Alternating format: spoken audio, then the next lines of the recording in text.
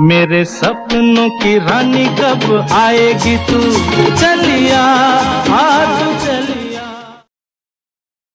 United producers और शक्ति film के बैनर तले बनी इस फिल्म का निर्माण और निर्देशन किया था शक्ति सामंत ने। कहानी और पटकथा लिखी थी सचिन भौमिक ने तथा संवाद लिखे थे रमेश पंत ने। तकरीबन 2 घंटे 49 मिनट की लंबाई वाली इस फिल्म के प्रमुख एवं सहायक भूमिका निभाई थी शर्मिला टैगोर, राजेश खन्ना, अशोक कुमार, फरीदा जलाल, सुजीत कुमार, पहाड़ी सन्याल, मदन पुरी, असित सेन, मनमोहन, अनिता गुहा, CS दुबे। फिल्म आराधना अपनी मधुर गीतों के लिए भी जानी जाती है।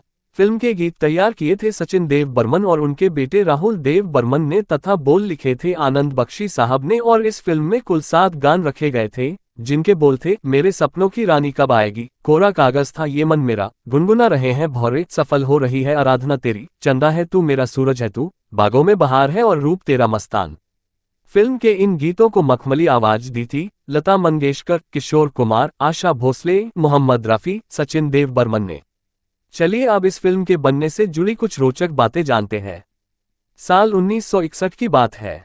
ऋषिकेश मुखर्जी की फिल्म अनुराधा 1960 को राष्ट्रीय फिल्म पुरस्कार मिला। अनुराधा को ही बर्लिन फिल्म फेस्टिवल में भारत की तरफ से भेजा गया और ऋषिकेश मुखर्जी स्वयं भी बर्लिन फिल्म फेस्टिवल गए थे। अनुराधा के लेखक सचिन भौमिक थे, वो भी बर्लिन गए। वो सचिन भौमिक की पहली यूरोप यात्रा थी। इन दोनों के अलावा और कुछ लोग भी थे, जिनमें से एक थे शम्मी कपूर। कहा जाता है कि उस यात्रा के लिए कुछ फंड R.D. बर्मन ने भी अरेंज किया था। बर्लिन में ही सचिन भौमिक ने ऋषिकेश मुखर्जी को एक नई स्टोरी का आइडिया दिया, जो साल 1946 में आई Hollywood film to each his own से प्रेरित थी। यानी ये कहानी भी वुमन ओरिएंटेड थी और ऋषि दा को इससे कोई दिक्कत भी नहीं थी। कुछ समय बाद जब फिल्म की कहानी व स्क्रीन प्ले तैयार हो गया तो हीरोइन के तौर पर ऋषि दा के जहन में पहली छवि सुचित्रा सेन की उभरी। उनका मानना था कि ऐसा सशक्त किरदार सुचित्रा सेन ही प्रभावशाली तरीके से निभा सकती हैं। लेकिन उस वक्त तक सुचित्रा सेन जी की हिंदी फिल्म इंडस्ट्री की मार्केट वैल्यू कम होने लगी थी। 1960 में ही देवानंद के साथ सुचित्रा सेन की बम्बई का बाबू रिलीज हुई थी। उस फिल्म में पहले मधुबाला थी, लेकिन तबीयत खराब होने की वजह से कुछ दृश्य शूट करने के बाद मधुबाला को फिल्म छोड़नी पड़ी। उनकी जगह सुचित्रा सेन को लिया गया। बम्बई का बाबू फिल्म का प्रदर्शन अच्छा रहा था। हालांकि इससे कुछ दिन पहले ही रिलीज हुई देव सुचित्रा की सरहद बुरी तरह फ्लॉप हुई थी। उस वक्त सुचित्रा सेन ने खुद को हिंदी फिल्मों से दूर कर लिया। हालांकि 1966 में वो ममता नाम की एक हिंदी फिल्म में दिखी जरूर, लेकिन वो भी कोलकाता में ही बनी थी। यानी मुंबई से सुचित्रा सेन दूर हो चुकी थी। वैसे वो फिर से लौटी थी, लेकिन कई सालों बाद गुलजार की फिल्म आंधी के जरिए। आंधी सुचित्रा सेन की आखिरी हिंदी फिल्म भी रही। सुचित्रा सेन को फिल्म में लेने की संभावनाएं जब खत्म हुई तो ऋषि दा को नूतन जी याद आई। नूतन जी से उनके रिश्ते काफी अच्छे थे, पर चूंकि नूतन जी तब गर्भवती थी तो उनसे बात नहीं बन सकी। उनके बाद नरगिस जी से बात की गई, लेकिन नरगिस तब तक रिटायर होने की तैयारी कर चुकी थी तो उन्होंने भी मना कर दिया। नरगिस के बाद माला सिन्हा के नाम पर भी विचार किया गया, मगर बात आगे बढ़ नहीं सकी। सचिन भौमिक निराश हो गए। उन्हें लगने लगा कि कहीं ऐसा ना हो कि फिल्म कभी बन ही ना पाए। 1950 के दशक में सचिन भौमिक एक स्ट्रगलर थे, मगर 1960 का दौर आते आते वो एस्टेब्लिश्ड राइटर हो चुके थे। वो मुंबई फिल्म इंडस्ट्री के मोस्ट डिमांडिंग राइटर बन गए। फिर वो वक्त आया जब एक लेखक के तौर पर उनके मन में कुछ मीनिंगफुल काम करने की ख्वाहिश जोर पकड़ने लगी थी। तभी उन्हें डायरेक्टर शक्ति सामंत के लिए एक फिल्म लिखने का मौका मिला, जिसका नाम था An Evening in Paris. Sachin Bhowmick ने एन इवनिंग इन पेरिस की मेकिंग के दौरान शक्ति सामंत से अपनी उसी कहानी का जिक्र किया जो 1961 में उन्होंने ऋषि दा के साथ मिलकर बनाने का प्लान किया था। शक्ति सामंत को भी कहानी बहुत पसंद आई। उन्हें लगा जैसे ये तो उनकी मां की कहानी है। शक्ति सामंत ने सचिन भौमिक से वादा किया कि वो इस फिल्म को जरूर बनाएंगे। फिल्म का नाम क्या होगा, इस पर विचार किया गया। काफी माथापच्ची के बाद तय किया गया कि फिल्म का नाम होगा सुबह प्यार की। दरअसल film N Evening in Paris में एक गीत है जिसका बोल है रात के हमसफर थक के घर को चले। शक्ति सामंत को इसी रात के हमसफर गीत से सुबह प्यार की टाइटल सूझा था। उस जमाने में फिल्मों की बुकलेट रिलीज की जाती थी जिनमें फिल्म से जुड़ी हर जरूरी जानकारी होती थी। N Evening in Paris film की बुकलेट भी रिलीज की गई और उस बुकलेट के बैक कवर पर शक्ति सामंत की 2 और फिल्मों का अनाउंसमेंट भी किया गया। ये फिल्में थी सुबह प्यार की और the great gambler. The great gambler film को शक्ति सामंत अमेरिका में शूट करने की प्लानिंग कर रहे थे और वो चाहते थे कि सुबह प्यार की से पहले द ग्रेट गैम्बलर को ही बनाया जाए। सुबह प्यार की फिल्म के हीरो की तलाश के लिए शक्ति सामंत को बहुत अधिक मेहनत नहीं करनी पड़ी। शक्ति सामंत यूनाइटेड प्रोड्यूसर्स ग्रुप के मेंबर थे। ये वही ग्रुप था जिसने 1965 में फिल्मफेयर के साथ मिलकर एक टैलेंट हंट शो कराया था जिसमें 8 लड़के लड़कियों को सिलेक्ट किया गया था। उन 8 में से एक था जतिन खन्ना, वही जतिन खन्ना जो आगे चलकर राजेश खन्ना के नाम से हिंदी सिनेमा का पहला सुपरस्टार कहलाया। शक्ति सामंत ने जतिन खन्ना को एज ए हीरो साइन करने का फैसला किया। उस वक्त तक राजेश खन्ना की कुछ फिल्में रिलीज हो चुकी थी लेकिन वो फ्लॉप हो गई थी, मगर शक्ति सामंत को राजेश खन्ना का काम उन फिल्मों में पसंद आया था। यहाँ ये भी जानना जरूरी है कि इसी टैलेंट हंट में जतिन उर्फ राजेश खन्ना के अलावा फरीदा जलाल भी विजेता रही थी और इत्तेफाक से फरीदा जलाल ने भी इस फिल्म में काम किया था जिसके लिए शक्ति सामंत ने राजेश खन्ना को साइन किया था। शक्ति सामंत ने फिल्म के लिए राजेश खन्ना को बस एक ही इंस्ट्रक्शन दिया कि वो देवानंद की फिल्में देखें और उनके मैनरिज्म से अपने लिए कुछ लें। अब बारी थी फिल्म के लिए हीरोइन चुनने की। शक्ति सामंत ने भी कई एक्ट्रेसेस के नाम पर विचार किया। उनमें से एक थी अपर्णा सेन। अपर्णा सेन तब कलकत्ता से केवल कश्यप की एक फिल्म विश्वास में काम करने मुंबई आई थी। अपर्णा ताज होटल में ठहरी हुई थी। जाने क्यों शक्ति सामंत उनसे मिलने नहीं गए। शक्ति सामंत ने आशा पारेख से बात की लेकिन उन्होंने फिल्म के दूसरे हिस्से में मां का रोल निभाने से मना कर दिया। तब शक्ति सामंत उसी हीरोइन के पास गए जिसे वो बहुत अच्छी तरह से जानते थे और जिसे वही हिंदी फिल्मों में लेकर आए थे। वो थी उनकी रिंकू यानी शर्मिला टैगोर। शर्मिला जी को शक्ति सामंत ने ही कश्मीर की कली से हिंदी फिल्म इंडस्ट्री में लॉन्च किया था और फिर बैक टू बैक 2 और फिल्में सावन की घटा व एन इवनिंग इन पेरिस में शक्ति सामंत ने शर्मिला टैगोर को ही लिया। शर्मिला टैगोर से फिल्म के बारे में बात हुई और उनसे डील फाइनल भी हो गई। हालांकि पहले शर्मिला टैगोर भी इस फिल्म में काम करने के लिए तैयार नहीं थी। वो भी आशा पारेख की तरह फिल्म के इंटरवल के बाद वाले हिस्से में मां का किरदार नहीं निभाना चाहती थी, क्योंकि N Evening in Paris film में उन्होंने एक बेहद ग्लैमरस किरदार निभाया था। उनका बिकनी वाला सीन तब हॉट टॉपिक बना हुआ था, लेकिन किसी तरह शक्ति सामंत ने शर्मिला टैगोर को मना ही लिया। सचिन भौमिक के लिए तो ये एक महत्वाकांक्षी फिल्म थी, मगर शक्ति सामंत इससे पहले द ग्रेट गैम्बलर बनाना चाहते थे। उनका मानना था कि अगर द ग्रेट गैम्बलर चल गई तो उससे काफी पैसे कमाए जा सकते हैं। हालांकि कुछ ऐसा हुआ कि ग्रेट गैम्बलर को होल्ड करना पड़ा। क्या हुआ ये हमें नहीं पता चल सका। अब फिल्म के लिए संगीतकार चुना जाना था। शक्ति सामंत की पहली पसंद थे शंकर जयकिशन, लेकिन उनकी फीस तब तक इतनी ज्यादा हो चुकी थी कि शक्ति सामंत ने किसी दूसरे संगीतकार से बात करने का फैसला किया। आखिरकार वो पहुंचे द लेजेंडस डी बर्मन के पास। बर्मन दा शक्ति सामंत की इंसान जाग उठा 1959 और नॉटी बॉय 1962 का संगीत भी कंपोज कर चुके थे। बर्मन दा ने शक्ति सामंत से उन दोनों फिल्मों के लिए 75,000 रुपये फीस ली थी, मगर अब जिस नए प्रोजेक्ट सुबह प्यार की के लिए शक्ति सामंत उनके पास आए थे उसके लिए बर्मन दा 5,000 एक्स्ट्रा यानी 80,000 रुपये फीस चाहते थे। बर्मन दा को तगड़ा सरप्राइज देते हुए शक्ति सामंत ने उनसे 1 लाख रुपये फीस देने का वादा किया। बर्मन दा बड़े खुश हुए। उन्होंने भी शक्ति सामंत से वादा किया कि वो बेहतरीन धुनें तैयार करेंगे। उन्होंने अपना वादा निभाया भी। 17 जून को पहला गाना रिकॉर्ड किया गया जिसके बोल थे रूप तेरा मस्ताना, प्यार मेरा दीवाना, और वो गाना कितना बड़ा हिट है ये आप भी जानते हैं। बर्मन दा का इस फिल्म में सिर्फ संगीत का ही कंट्रीब्यूशन नहीं था, उन्होंने ही फिल्म के नाम सुबह प्यार की पर आपत्ति उठाई थी। बर्मन दा को वो नाम अच्छा नहीं लग रहा था। बर्मन दा की आपत्ति ने शक्ति सामंत को फिर से फिल्म का नाम सोचने को मजबूर कर दिया। आखिरकार इस मामले में शक्ति सामंत के काम आए उनके पब्लिसिटी डिजाइनर चंद्रमोहन गुप्ता। चंद्रमोहन गुप्ता सी मोहन के नाम से फिल्म इंडस्ट्री में जाने जाते थे। ये सी मोहन ही थे जिन्होंने शक्ति सामंत की film N Evening in Paris का वो पोस्टर डिजाइन किया था जिसके में बैकग्राउंड में एफिल टावर दिखाई देता है।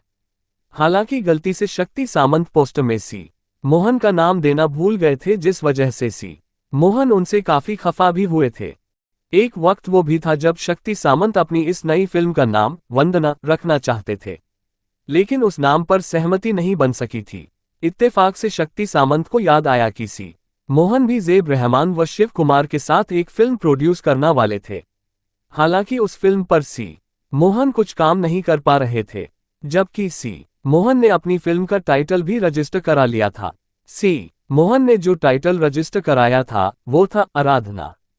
शक्ति सामंत को वो टाइटल अच्छा लग रहा था। उन्होंने सी मोहन से आराधना टाइटल के राइट्स उन्हें देने को कहा। पहले तो सी मोहन ने इनकार कर दिया, लेकिन शक्ति सामंत के काफी गुजारिश करने पर सी मोहन ने आराधना टाइटल के राइट्स शक्ति सामंत को बेच दिए। चूंकि आराधना के पोस्टर्स डिजाइन करने की जिम्मेदारी सी मोहन पर ही थी, तो उन्होंने भी अपनी तरफ से काफी मेहनत की। सी मोहन ने अंग्रेजी पोस्टर में आराधना की स्पेलिंग में ID और H अक्षरों को ऊपर से कुछ ऐसे मिलाया कि वो किसी फूल की तरह दिखने लगा। आराधना की शूटिंग शुरू हुई, लेकिन अभी कुछ ही रील्स शूट हो पाई थी कि एक अजीब सी बात हो गई। दरअसल फिल्म प्रोड्यूसर सुरिंदर कपूर अनिल कपूर के पिता ने शक्ति सामंत को अपनी एक फिल्म देखने के लिए इनवाइट किया। शक्ति सामंत वो फिल्म देखने गए भी, लेकिन उस फिल्म की एंडिंग देखकर शक्ति दा बड़े हैरान और दुखी हुए, क्योंकि उस फिल्म की एंडिंग हूबहू वैसी ही थी जैसी कि उनकी फिल्म आराधना की थी। सुरिंदर कपूर की फिल्म का नाम था एक श्रीमान एक श्रीमती। शक्ति सामंत का दुख तब और ज्यादा बढ़ गया जब उन्हें पता चला कि सुरिंदर कपूर की फिल्म की कहानी भी सचिन भौमिक ने ही लिखी थी। शक्ति सामंत सचिन भौमिक से बहुत नाराज हुए। उन्होंने आराधना को बंद का इरादा बना लिया। वो किसी और फिल्म की कहानी तलाशने लगे। इसी बीच गुलशन नंदा शक्ति सामंत से मिलने आए। गुलशन नंदा ने शक्ति सामंत को कटी पतंग की कहानी सुनाई। वो कहानी शक्ति सामंत को भी बहुत अच्छी लगी। बातों ही बातों में जब गुलशन नंदा ने शक्ति सामंत से आराधना को बंद करने की वजह पूछी तो शक्तिदा ने उन्हें पूरा मामला बताया। गुलशन नंदा ने उनसे आराधना की कहानी भी सुनी। कहानी सुनने के बाद गुलशन नंदा ने शक्तिदा को सलाह दी कि इस फिल्म में हीरो का डबल रोल ठीक रहेगा।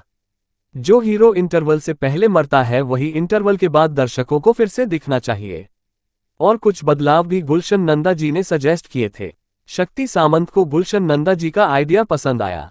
उन्होंने आराधना के इंटरवल के बाद का हिस्सा फिर से लिखाया। फिर से शूटिंग शुरू की गई, जो आखिरकार सक्सेसफुली कंप्लीट भी कर ली गई। चलिए अब आराधना फिल्म से जुड़ी और कुछ रोचक कहानियां भी जान लेते हैं। आराधना को शक्ति सामंत ने 24 अक्टूबर 1969 को रिलीज करने की प्लानिंग की थी, लेकिन बजट में आई गड़बड़ी की वजह से पोस्ट प्रोडक्शन में काफी समय लग गया। प्रिंट्स तैयार करने में भी देर हो गई। हालांकि ये सभी दिक्कतें जल्दी ही दूर कर ली गई और आखिरकार आराधना 7 नवंबर 1969 के दिन रिलीज हो गई। वैसे इंटरनेट पर आराधना फिल्म की रिलीज डेट कई बताई जाती हैं, लेकिन वो सब गलत हैं। आराधना के बाद सचिन भौमिक की किसी और कहानी पर शक्ति सामंत ने कभी फिल्म नहीं बनाई। हालांकि दोनों अच्छे दोस्त जरूर रहे थे। जैसा कि इस लेख में एक जगह बताया जा चुका है कि फिल्म का गीत रूप तेरा मस्ताना सबसे पहले रिकॉर्ड किया गया था, तो इसी गीत से एक और दिलचस्प कहानी भी जुड़ी है। ये भारतीय फिल्म इंडस्ट्री का पहला गीत है जिसके पिक्चराइजेशन को एक ही शॉट में कंप्लीट कर लिया गया था, जबकि गाना उस समय के हिसाब से काफी हॉट था। फिल्म के एक और पॉपुलर गीत मेरे सपनों की रानी कब आएगी 3 की शूटिंग दार्जिलिंग में हुई थी। इस गाने में दिखता है कि एक ट्रेन गुजर रही है जिसमें शर्मिला टैगोर बैठी एक अंग्रेजी नोवेल पढ़ रही हैं और राजेश खन्ना व सुजीत कुमार एक जीप में बैठे ट्रेन के साथ साथ गाना गाते चल रहे हैं। शर्मिला टैगोर को राजेश खन्ना इम्प्रेस कर रहे हैं। जब दार्जिलिंग में इस गाने की शूटिंग की गई थी तब शर्मिला टैगोर वहां थी ही नहीं। उनके शॉट्स तो मुंबई में एक सेट लगाकर लिए गए थे और उन्हें एडिट टेबल पर गाने में इंसर्ट किया गया था। फिल्म के सभी गीत आनंद बख्शी जी ने लिखे थे। आराधना पहली फिल्म थी जिसमें किशोर कुमार ने राजेश खन्ना के लिए प्लेबैक सिंगिंग की थी। इससे पहले किशोर दा या तो खुद के लिए या मोस्टली देवानंद के लिए ही गीत गाते थे। बॉक्स ऑफिस पर आराधना ने जबरदस्त कामयाबी हासिल की थी। ये फिल्म भारत के उन इलाकों में भी शानदार प्रदर्शन करने में कामयाब रही जहां उन दिनों हिंदी फिल्मों को बहुत ज्यादा देखा नहीं जाता था। इनमें दक्षिण भारत के अधिकतर राज्य थे। आराधना 75 हफ्तों तक चली थी और प्लेटिनम जुबली हिट रही थी।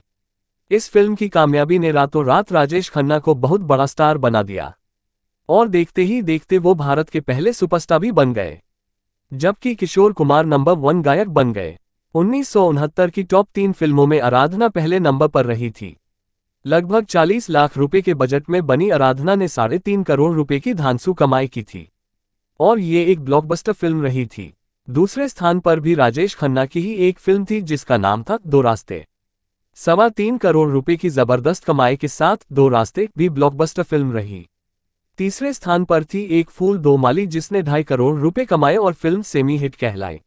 R.D. बर्मन ने अपनी एक इंटरव्यू में इस फिल्म के गानों से जुड़ा एक किस्सा सुनाया था कि जब इन गानों की रिकॉर्डिंग को लेकर वो किशोर दा से मिलने गए तो उन्होंने मुंह बनाकर कहा कि प्यारे पंचम, तुम इस फिल्म के हीरो को अपने साथ क्यों लेकर नहीं आए, क्या उसके पैरों में मेहंदी लगी है। ये सुनकर मुझे हंसी आ गई। ये हंसी ज्यादा देर तक नहीं रही क्योंकि फिल्म के गीत गाने के लिए किशोर दा ने साफ इनकार कर दिया था। मैं काफी देर तक इसका कारण पूछता रहा, तब कहीं जाकर उन्होंने बताया कि जब तक फिल्म का हीरो मुझसे नहीं मिलेगा तब तक मैं इस फिल्म का कोई भी गीत नहीं गाऊंगा। अगले दिन सचिन दा राजेश खन्ना को लेकर किशोर दा से मिले, जहां डरते डरते राजेश खन्ना किशोर दा से पूछा कि क्या बात है। उस दिन किशोर दा ने कुछ नहीं बताया बल्कि इधर उधर की बातें करते गए। उस घटना के बारे शक्ति सामंत ने कहा था कि वास्तव में किशोर दा राजेश खन्ना से इसलिए मिलना चाहते थे ताकि वो उनके हाव भाव को समझकर फिल्म के गीत अच्छे से गा सके। साल 1969 के बिनकामाला में इस फिल्म के दो गीतों को जगह मिली थी, जहां मेरे सपनों की रानी कब आएगी को 14वां तथा कोरा कागज था ये मन मेरा को 33वां स्थान मिला। अगले साल 1970 के गीतमाला में इस फिल्म के कुल 3 गीतों तो जगह मिली, जिसमें कोरा कागज था ये मन मेरा को 15वां, बागों में बहार है को 20वां और रूप तेरा मस्तान को 22 स्थान मिला था। सचिन देव बर्मन के बारे विख्यात था कि वो किसी भी एक्टर के लिए गाने नहीं गाते थे, वे अक्सर वही गीत गाते थे जो फिल्म के बैकग्राउंड में प्रयोग किया जाता था। कई बार ये भी हुआ कि उनके द्वारा गाए गए गीत फिल्म के अभिनेत्रियों पर फिल्माए गए हैं, ये भी अपने आप में एक विशिष्ट बात थी। 1963 की फिल्म बंदिनी के गीत मेरे साजन है उस पार के बाद ये एक और मौका था जब आराधना फिल्म के गीत सफल होगी तेरी आराधना को फिल्म के अभिनेत्री शर्मिला टैगोर पर फिल्माया गया और इस फिल्म के लिए S.D. बर्मन साहब को सर्वश्रेष्ठ गायक का राष्ट्रीय पुरस्कार से नवाजा गया। फिल्म आराधना से पहले राजेश खन्ना एक असफल अभिनेता माने जाते थे और शक्ति सामंत के लक्की सम्मी कपूर का करियर ढलान पर पहुंच गया था। ऐसे में फिल्म आराधना के सफलता से राजेश खन्ना और शक्ति सामंत की जोड़ी की शुरुआत हुई, जिसे भारतीय सिनेमा जोड़ी में सबसे सफलतम जोड़ी माना जाता है। आराधना के बाद इन दोनों ने कटी पतंग, अमर प्रेम, अनुराग जैसी अन्य सुपरहिट फिल्म साथ में बनाई। पर 1974 के बाद राजेश खन्ना की फिल्म फ्लॉप होने लगी तो उनके गिरते स्टारडम को शक्ति सामंत भी नहीं बचा पाए और अनुरोध और महबूबा जैसी एवरेज फिल्म सफलता के बाद दोनों को जोड़ी टूट गई। इसके बाद शक्ति सामंत ने अमिताभ और मिथुन चक्रवर्ती का दामन पकड़ लिया। ये बात अलग है कि राजेश खन्ना के पतन के बाद शक्ति सामंत का भी पतन होने लगा। इसके बाद की भी फिल्में कुछ खास नहीं चल पाए। इस फिल्म में सुभाष घई ने भी छोटा सा रोल किया था। फिल्म के सेकंड हाफ में सुभाष घई राजेश खन्ना के दोस्त का किरदार निभाया था। वास्तव में उन दिनों सुभाष घई एक्टर के तौर पर स्टेबलिश होने की कोशिश कर रहे थे। यहाँ ये भी जानने वाली बात है कि इस फिल्म में उनके साथ एक मजेदार घटना भी घटी थी। दरअसल फिल्म के एक सीन में उन्हें जीप चलाना था और उन्हें ड्राइविंग बिल्कुल भी नहीं आता था और फिल्म के डायरेक्टर शक्ति सामंत को ये बिल्कुल पता नहीं था कि सुभाष को ड्राइविंग नहीं आती। जैसे ही उन्होंने एक्शन बोला सुभाष घई ने गियर लगाकर कार आगे बढ़ा दी और कार असंतुलित होकर एक दीवार से टकरा गई। सालों बाद हीरो फिल्म की शूटिंग के समय ये सीन के लिए जैकी श्रॉफ को जीप चलाने दी तो उन्होंने आराधना वाला घटना याद किया और जैकी से साफ साफ पूछा कि तुम्हें जीप चलाने आता है कि नहीं। इसके जवाब में जैकी श्रॉफ ने जवाब दिया कि उन्हें अच्छे से जीप चलाना आता है। बात करें इस गाने को रिकॉर्डिंग की तो शुरू में सचिन दा इस गीत के धुन को भटियाली धुन में बनाना चाहते थे, लेकिन किशोर दा को लगा कि इससे गाने की सेंसुअलिटी खत्म हो जाएगी। खैर काफी माथापच्ची के बाद इसे सचिन देव बर्मन की ही पुरानी बंगाली धुन में वेस्टर्न अंदाज में रिकॉर्ड किया गया। एक एक्ट्रेस के तौर पर फरीदा जलाल की यह गिनी चुनी फिल्मों में से एक है। इसके शूटिंग के दिनों को याद करते हुए वो कहती है कि शूटिंग के दौरान राजेश खन्ना अक्सर मुझे रेनू मोटी कहकर चिढ़ाते थे और शूटिंग में मौजूद सभी लोग इसका मजा लिया करते थे। हालांकि राजेश खन्ना का ऐसा कहने में भी एक प्यार और अपनापन था जिसे महसूस करके मुझे भी अच्छा लगता, लेकिन ऊपर ऊपर मैं उन पर गुस्सा दिखाती थी। शर्मिला टैगोर बॉलीवुड की उन भाग्यशाली अभिनेत्रियों में गिनी जाती है जिनका फिल्मी करियर शादी के बाद भी काफी दिनों तक सफल रहा। जिन दिनों आराधना फिल्म के लिए उन्हें बेस्ट एक्ट्रेस का अवार्ड दिया जा रहा था उस वक्त वो प्रेग्नेंट थी और उनके गर्भ में सैफ अली खान पल रहे थे। इस फिल्म को बांग्ला में भी डब करके रिलीज किया गया था और इसके गाने भी बांग्ला में थे। आगे चलकर इस फिल्म को साल 1974 में तमिल और तेलुगु भाषा में भी रीमेक किया गया। साल 1969 से लेकर साल 1971 के बीच राजेश खन्ना के 17 हिट फिल्मों में आराधना को भी लिस्ट किया जाता है, जो को इस सिलसिले की पहली कड़ी थी। कुछ लोग कहते हैं कि इस दौरान राजेश खन्ना ने 17 नहीं 15 फिल्म ही हिट दी थी। ये बात भी अपनी जगह सही है, क्योंकि 17 में से 15 फिल्मों में राजेश खन्ना सोलो हीरो थे, बाकी के 2 फिल्म मर्यादा और अंदाज में उनके साथ राजकुमार और शम्मी कपूर भी हीरो के तौर पर फिल्म में थे। कहा जाता है कि जब दिल्ली में आराधना का प्रीमियर रखा गया था तो राजेश खन्ना भी उस प्रीमियर में शामिल होने पहुंचे थे। प्रीमियर में कई वीआईपी मेहमान और लोग आए थे, लेकिन कोई भी राजेश खन्ना को भाव नहीं दे रहा था। शायद इसलिए क्योंकि आराधना से पहले की राजेश खन्ना की लगभग सभी फिल्में फ्लॉप हो गई थी। राजेश खन्ना थिएटर के एक कोने में चुपचाप खड़े थे, लेकिन जब लोगों ने आराधना फिल्म में राजेश खन्ना का काम देखा तो उनकी दीवानगी लोगों पर सवार हो गई। फिल्म खत्म होने के बाद हर कोई राजेश खन्ना से मिलने के लिए उनकी तरफ दौड़ा। बहुत देर तक लोगों ने राजेश खन्ना को घेरे रखा। तो साथियों, ये थी फिल्म आराधना की कुछ रोचक कहानियां। अगर ये वीडियो आपने आखिर तक देखी है तो वीडियो को लाइक, शेयर, कमेंट और हमारे चैनल लाइफ ऑफ बॉलीवुड को सब्सक्राइब जरूर करें। धन्यवाद।